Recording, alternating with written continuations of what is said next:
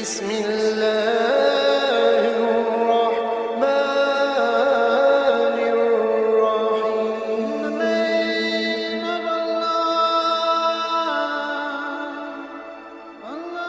بسم اللہ الرحمن الرحیم. شروع اللہ کے نام سے جو بڑا مہربان اور نہایت رحم والا ہے.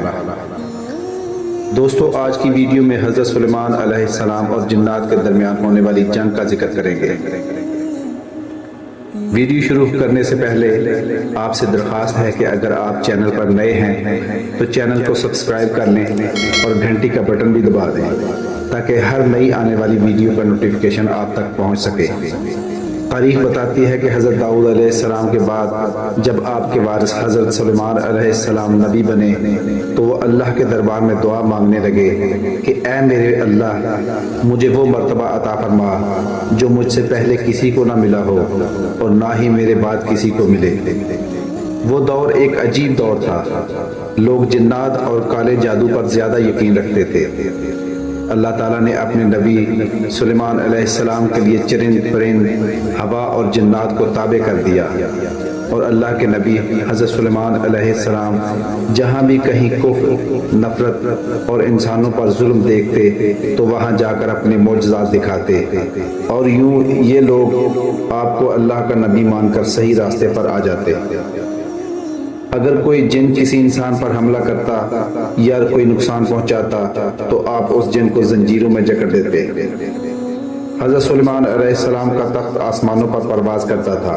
ایک دن آپ اپنے تخت پر بیٹھے آسمان پر پرواز کر رہے تھے کہ ایک جن آپ کے پاس آ کر کہنے لگا، اے اللہ کے نبی، زمین بابل کے قریب جنوں کا ایک گروہ انسانوں پر ظلم کرتا ہے اور انہیں نہایت تکلیف دیتا ہے. جیسے ہی اللہ کے نبی حضرت سلیمان علیہ السلام نے جن کی اس بات کو سنا تو اپنے تخت کو بابل کی جانب موڑ لیا اور ان ظالم جنات کے پاس آ کر کہتے ہیں کہ اے تکبر میں رہنے والو، تم اللہ سے ڈرو. جنات کا گروہ حضرت سلیمان علیہ السلام کی طاقت سے واقف نہیں تھا. ان جنات میں سے ایک جن کہنے لگا، ہم کسی سے نہیں ڈرتے اور ہم صرف اپنی مرضی چلاتے ہیں. اب یہ جنات حضرت سلیمان علیہ السلام کے تخت کے چاروں طرف آ جاتے ہیں اور کہتے ہیں کہ اگر تو واقعی سچا ہے تو ہمیں قید کر کے دکھا.